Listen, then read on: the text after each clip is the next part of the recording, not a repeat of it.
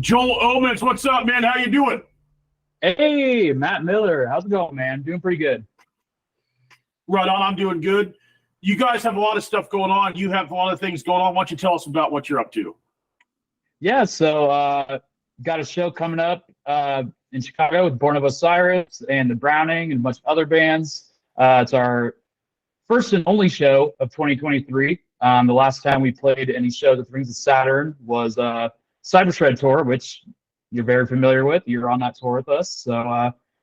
Yeah, just getting amped up for that. Got a new single coming out that's going to come out around the time of the show. We're going to be performing that song for the first time at the show. So anyone who's there in Chicago is going to get the test ears on the new song, and yeah, I'm really hyped for that. Nice. Is it another instrumental track, or does this track have vocals? It's going to be instrumental. We're still going in the instrumental direction, and we're just kind of amping up our catalog. So we just have more and more songs that are kind of meant for instrumental live, and yeah, I'm really hyped on this one. It's got a lot of like the familiar original Rings of Saturn sounds with it, but kind of with this new instrumental structure. So yeah, I'm really hyped about that. Awesome, dude. I mean, your guys' music speaks for itself. You've been in the band for quite a while, and you took a little bit of a break but came back, and the music, in my opinion, the instrumental album you guys did was freaking awesome, and to watch you guys play it every night was really cool. And man, Shinigami, that jazzy part was probably one of the coolest things that you guys had played. I mean, that was pretty badass, dude. That was cool. Every night I watched you play it, I thought, man, that's really rad. Thanks, man. Yeah, Shinigami, that was a good example of the instrumental album. Each song that we approached, we wanted to do something completely different, and kind of have a theme around it with each song that we focused on. Like with Shinigami, I kind of went into that one when I was starting to write it. It was I was like, oh, I never really paid too much attention to a bebop scale type of thing. We did a hybrid of that, and Lucas and I went back and forth and worked in that realm. And then yeah, that's kind of how that jazzy intro kind of came along with a stand-up bass type of vibe, the backing. And yeah, I mean, every song on that album, we kind of just just want to do something different, because I feel like for the last albums before that, it was just kind of not that we were following a formula too strictly. We just each time we want to do something new, do something refreshing, do something uncharted as far as our music goes. Yeah, it's probably pretty tough. I mean, for any of us, it's tough to not repeat yourself or just kind of rely on the same old thing. And not to say that it's not inspired or it's not your best effort, by no means. It's just anything that I think anyone can do to think differently about what they're making is going to be huge and have a bigger impact, and probably leads you to be more creative.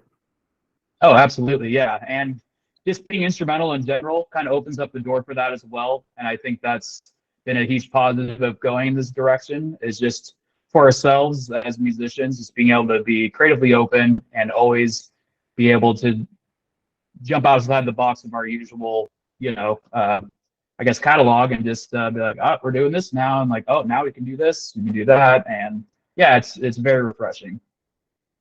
And it takes courage too, man, to consciously make a decision to move away from what works and works well and is good, and to have the courage, musical courage, and the ambition to go there is pretty neat. Where a lot of bands just kind of do the same thing over and over again, and there's something to be said for that, because familiarity sometimes does breed contempt, but it's also a good thing. You know what I mean? It's oh, here comes the Slayer record. We know exactly what we're getting. You know what I mean? But for you guys, I mean, especially when I heard your guys' the EP that you had, the instrumental EP, I was like, wow, this is not only is it different, but it's, in my opinion, I mean, your guys' classic stuff's going to be classic forever, but it was more ambitious to a certain degree.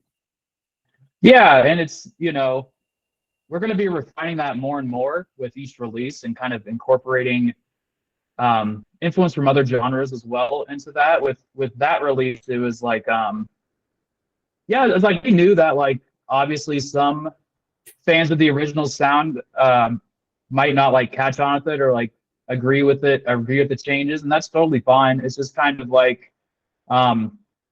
you feel is right for yourself and for everyone else in the band, and what everyone is excited about moving forward. It's more about what are like, if we're going to do this, we want to be excited about it.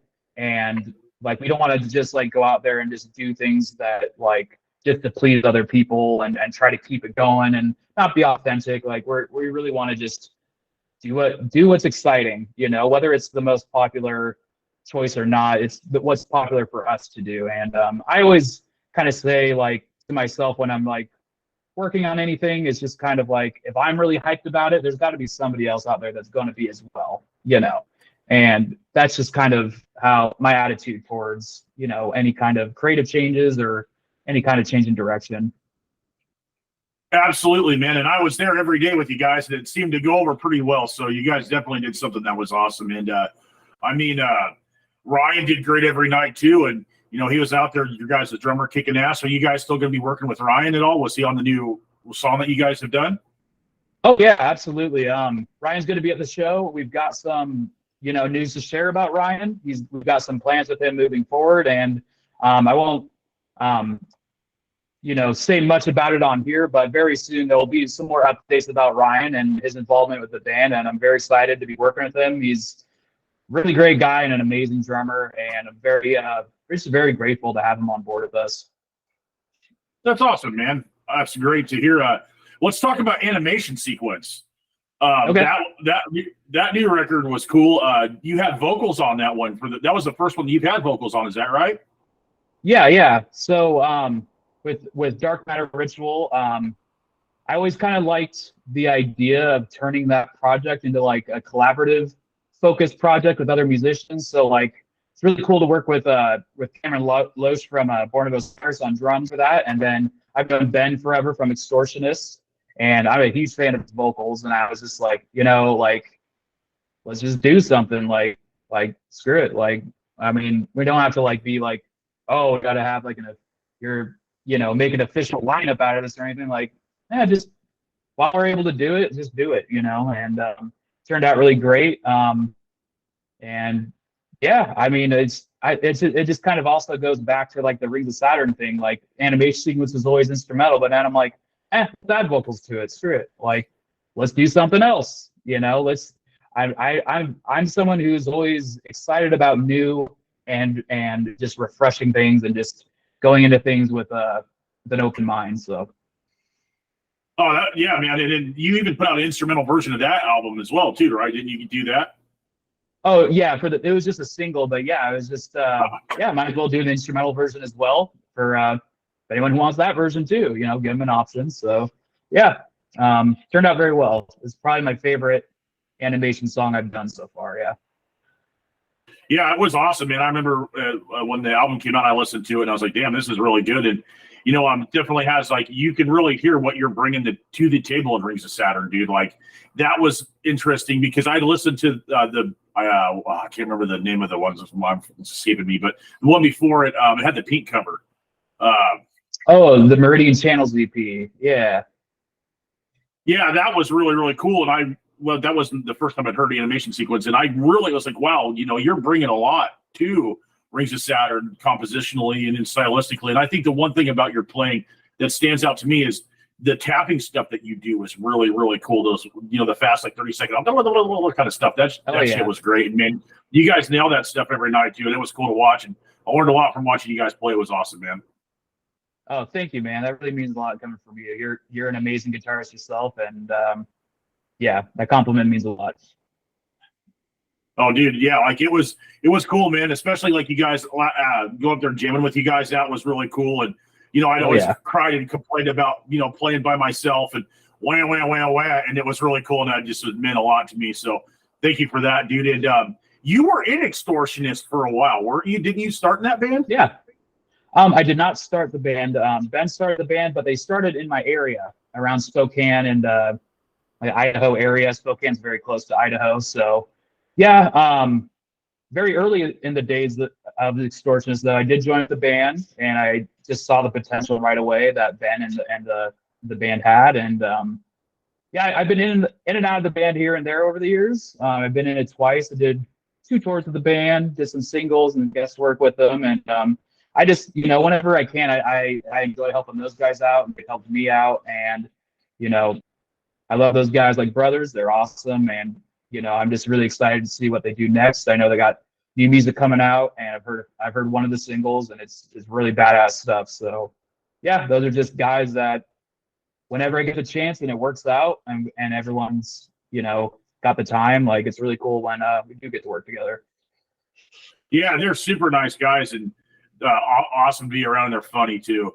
And so Enterprise Earth, you were in Enterprise Earth for a while. How was that experience? That's some crazy shredding stuff too. Oh yeah, Enterprise Earth is kind of the same situation too. It was the guy who started the band with Dan was BJ, and yeah, he's in Spokane area as well. And when I wasn't doing anything, he kind of just hit me up. It was like, hey,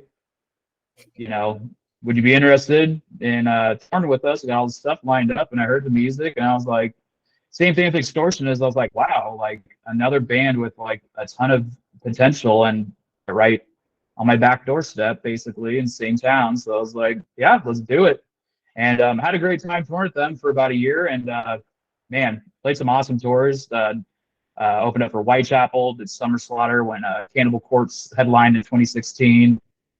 Did tour with Carnifex, went to play and Rings of Saturn on that same tour. And yeah, man, it was a lot of fun. It was a lot of fun being with those guys. Oh, that's awesome, dude. So you've been around and toured a lot. Where is your favorite place to play? What was the best show that you've ever played, do you think? I know it's a hard question, but it's a toss-up, really, but I might have to lean towards Denver, Colorado, just for the consistency. I've may have had one singular show that would just really popped off more than the others, but as far as a date on a tour that I'm always looking forward to, Denver, Colorado always pops off super hard for us, and I'm just hyped anytime I see their city on our tour itinerary. I'm just like, hell yeah, let's go. Also, any shows in Texas, New York always pops off. Yeah, I mean, those are probably our three hot spots in the U.S. for sure. Nice. Yeah, those are all great places. And freaking Texas, dude, like every place in Texas that you go to is pretty badass. Like good vibe, good turnout there. Everybody's into it, And I remember the first show from the tour, the Cyber Shred tour, like that place was awesome, dude. Outside at the what was it, Live and Loud or whatever the heck it was called. But like, dude, it looked like a pirate ship castle thing. Like that was pretty rad. Yeah, like, it got like that was awesome. Like the water moat around the whole venue, and yeah, that place is awesome. We played there a few times, and normally I don't like outdoor venues, but that one works. That one works very well. It's hard to hear outside. Is that why you don't like it? Like it's hard to kind of hear. Yeah, everything? it's just kind of the sound thing for me, and also the environment. I've played outdoor shows where it's raining, and it's just like, well, you kind of just gotta deal with it. But I usually like playing inside, but there are select venues, outdoor venues, where it's like, all right, this is set up for this. Let's go. So for sure. Yeah, being able to hear is huge, and I'm sure, like playing in the rain ain't very fun. You know what I mean? Like we're from a place where it rains all the time, and I'm sure you get used to it after a while, but you get electrocuted or something would suck. or your gear damaged, and then like you're out a bunch of money, and you got to stress out and quickly scramble while you're on tour to replace your gear. Like that's a whole scenario I would just like to skip. But yeah. Speaking of gear, you have a new guitar from Legator, don't you? I do, yes. I got a 7-string from them recently, and it's great. I haven't had a guitar with a Floyd Rose that I've really loved in a long time, and I used it on the new animation single, and yeah, it's just awesome. It's just awesome. Usually I have 8 strings, but cool to have a 7, just for the playability on certain things and recording leads and stuff like that. And yeah, it's probably the best guitar with the Floyd I've had, to be honest. That's cool, man. Freaking, I got a chance to play your guitar a little bit, which was super nice. And then I saw them at NAMM last year, and they're awesome guitars, dude. Really nice quality. And that's cool. You got your own model with a freaking Floyd. That's rad. And what made you switch to start playing extended range guitars? Like, when did that happen? Early on, or was that like a thing after you've been playing for a bit? It was actually very early on. I'd say like, because I've been playing guitar. Let's see here. I think since I was about 13, 14 years old, something like that. So um, I don't know. It was like, I think like junior, senior year of high school, I was like listening to a lot of bands that were not just doing the extended range, but also like, having just like incredible musicianship as far as like lead work goes along with it. So bands like After the Burial, also Perish, the OG kind of like deathcore, like Sumerian core bands or whatever you want to call them. Yeah, it just seemed like another tool that I could just utilize to create with, and also to at the time like um, learn my favorite songs from bands that were using them too. So that was really the catalyst to me wanting to get an extended range guitar. Is just like I want to learn After the Burial song. I want to learn this also Perish song, and I need a 7-string for it. So, and then once you get it, it's like, well, might as well write with it now too, and kind of write in the same style of the bands I'm inspired by, and that's just kind of how it started. Yeah.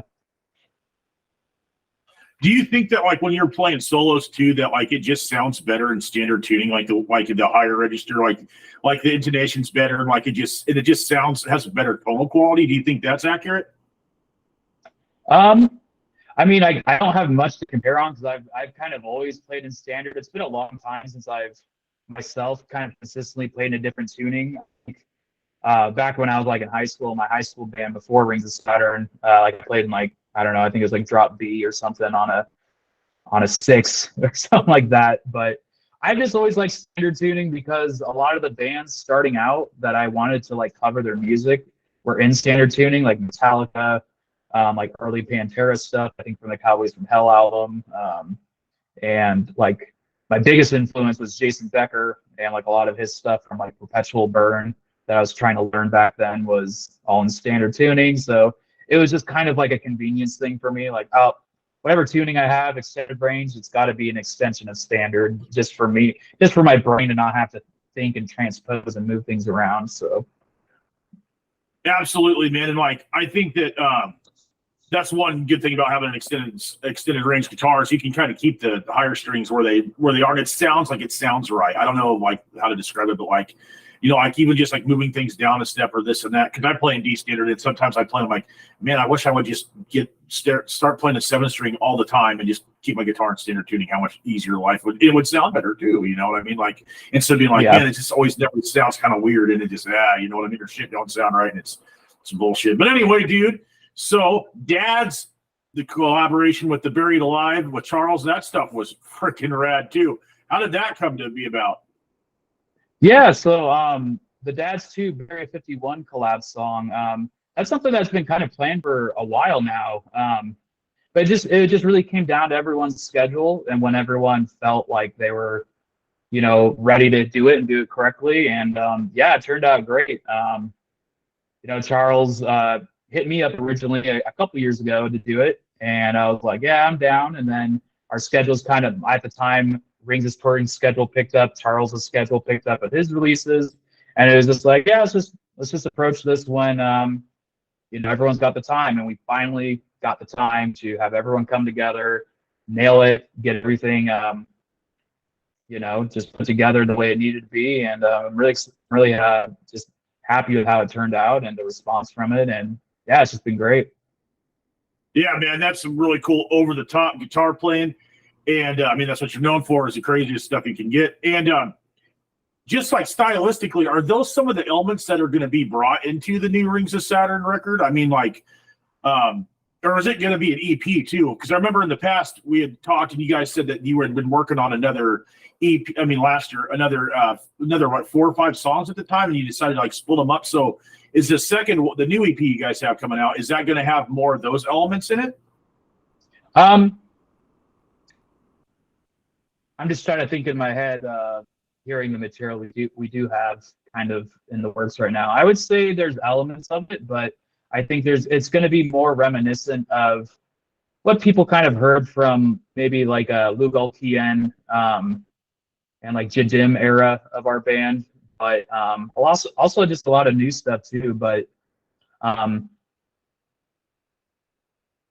yeah, I would say there's parts of it, but you have to wait and hear the EP to kind of get the the full idea. But there's going to be, I think there's going to be more familiarity with our back catalog instrumental wise with this new release than what was on the self-titled. Still going to be elements of the self-titled, but it's going to be more familiar to like the older fans to kind of get people.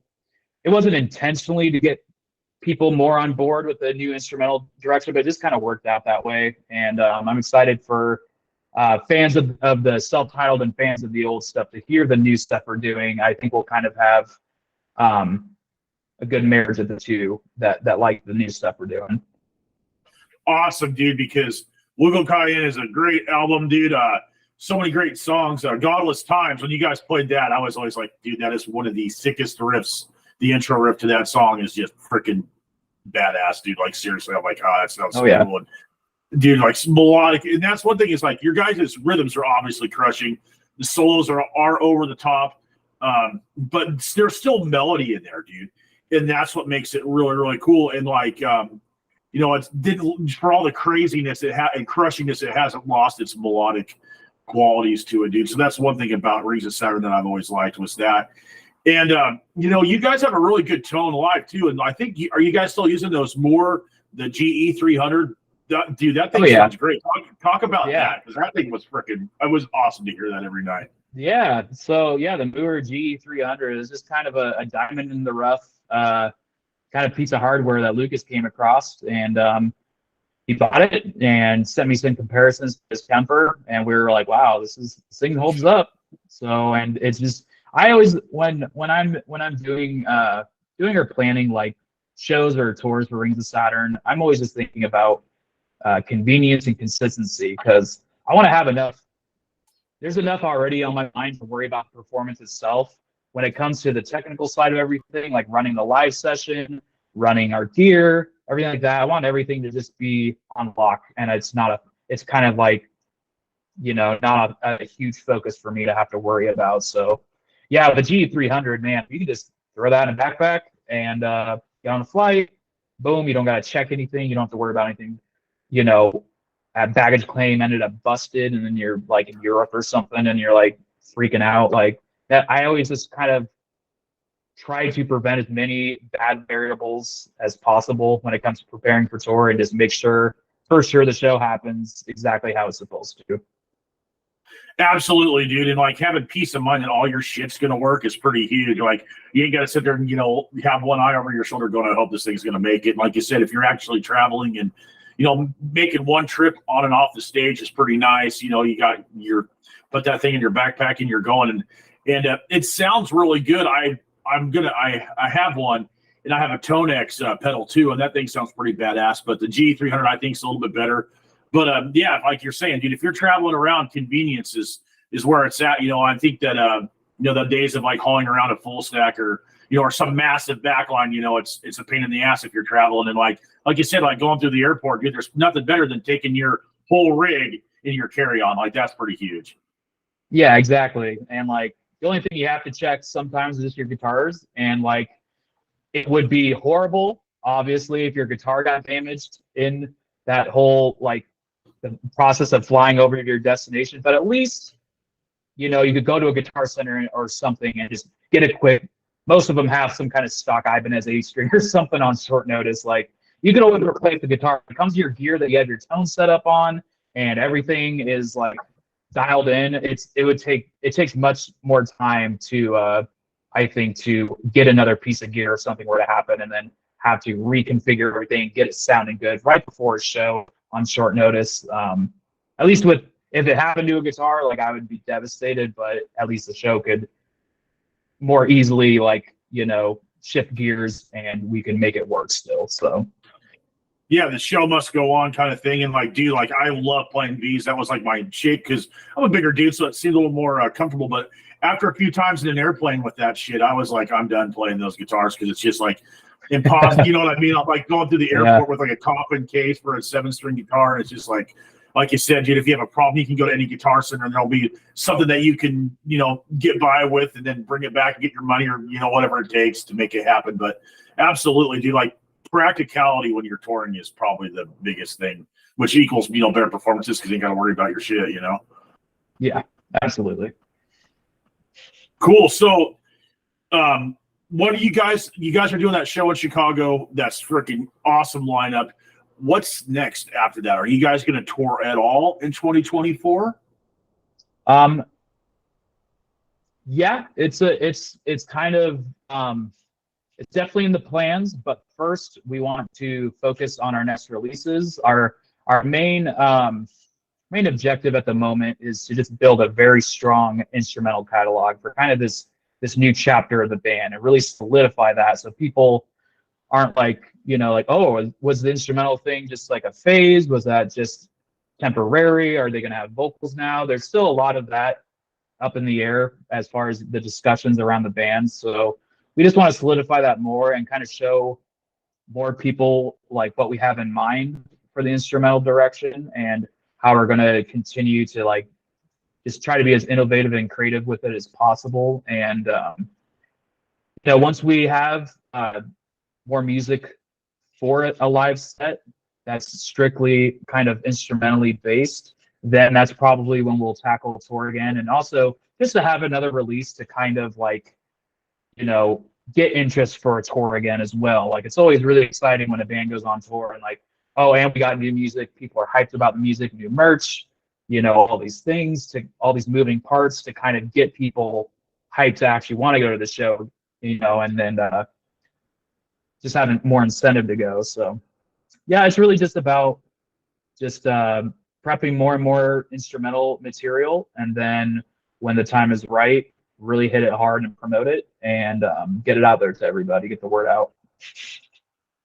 It makes sense too, because having more instrumental material to draw from to play live is going to be huge, and then like maybe you kind of like segue into more of that than the older stuff, if you will. So that way, like you're saying, people really know what you guys are doing.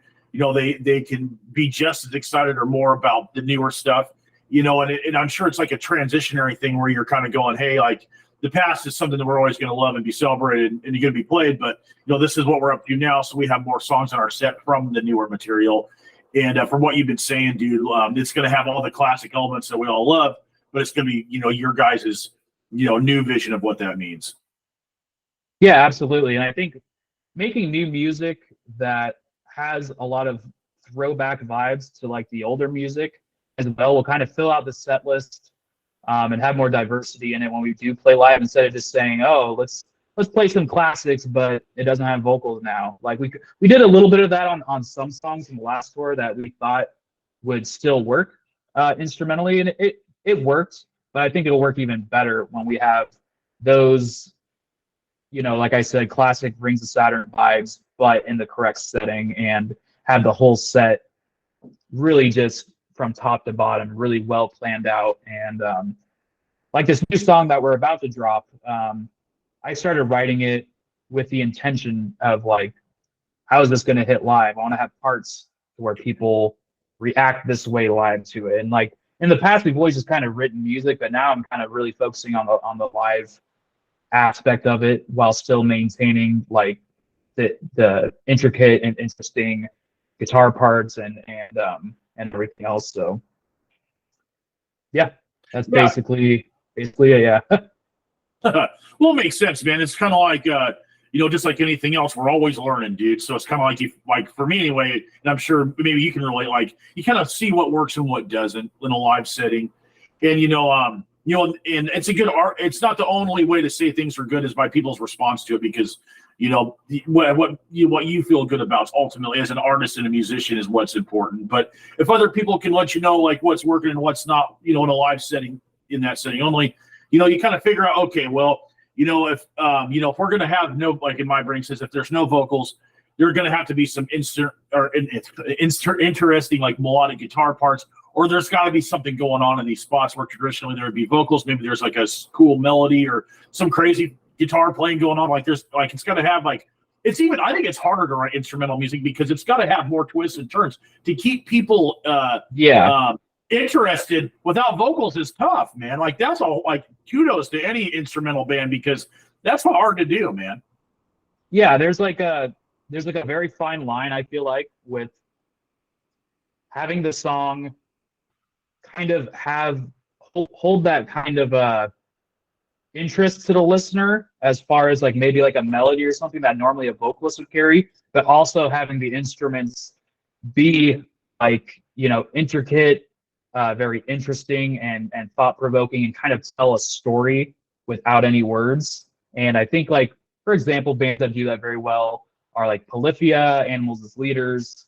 Those those are the bands that really like aim for, and like I kind of like take notes of, like, because they're obviously doing it right. They're crushing shows. Everyone's hyped on them. Everyone's talking about them, and they don't have a vocalist. So like, if it's possible for them, it's possible for anyone, that figures out how to do it right, really. So, yeah, that's just kind of my thoughts on how to approach it, and how to approach it with a lot of just thought and yeah. So Agree, dude. Absolutely 100% agree. If anybody else can do it, it can be done, and it's done well, man. And it's kind of like you're making movie soundtrack music, like a score, like a composition, like like describing a scene or a setting, man. So I totally get it, dude. I'm in the same boat with you as far as that's concerned. So, but anyway, Joel, I was going to say, is there anything you'd like to say before we go, or tell everybody when your single's coming out, or what's going on? Anything you'd like to say, man? It's actually some more stuff I'd like to kind of, I guess, bring up a little bit. Please. Another project in the works to be looking out for next year. I'll be announcing that soon, but it's going to be kind of a style of metal that I've never really fully focused on. So I'm really excited to start getting that out. So that'll be talked about a little bit more soon. Also, going to be starting my own live stream next year on YouTube. It's going to be specifically on YouTube with my YouTube channel, and there's going to be a lot more content coming out just on the channel in general, guitar stuff, all kinds of other stuff I have planned. So that's also something I've been cooking up, is just to find ways to be more interactive with like our fan base and our community, and just be more present, I guess, because I know recently we've been kind of in the dark, just kind of cooking, and I feel like for next year we've got a lot of exciting stuff that's just going to start rolling out, and people are going to kind of notice how active Rings of Saturn and all the members separately are. So yeah, I'm really excited to just basically just look out for next year. Next year a lot of stuff is going to be rolling out. So nice, dude. We're going to get that slam and brutal death metal band that you've been talking about. You're finally going to make that album, right? Yeah. Oh yeah. Awesome, dude. Or maybe you'll do a power metal record. Who knows? But anyway, dude, as always, it's always cool talking to you, man. I hope you're doing well and you're feeling good, and you got a lot of cool shit out on the horizon, dude. So take her easy, buddy. Yep, you as well, man. Later. Yep, have a good one.